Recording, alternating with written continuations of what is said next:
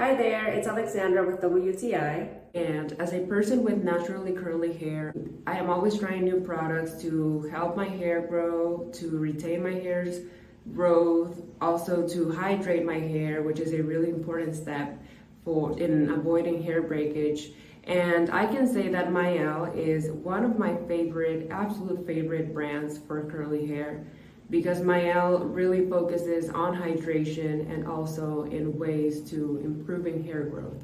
And I really love this hair mask by Mielle because its main ingredient is rosemary. This is the Mielle Rosemary Mint Strengthening Hair Mask, and it is also infused with biotin. So this hair mask, usually after I wash my hair, I leave it on my hair for 15 to 20 minutes, and then I rinse it out.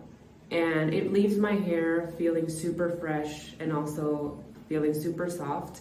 Although hair masks are usually not used for detangling, but I can detangle my hair with this hair mask with no problem.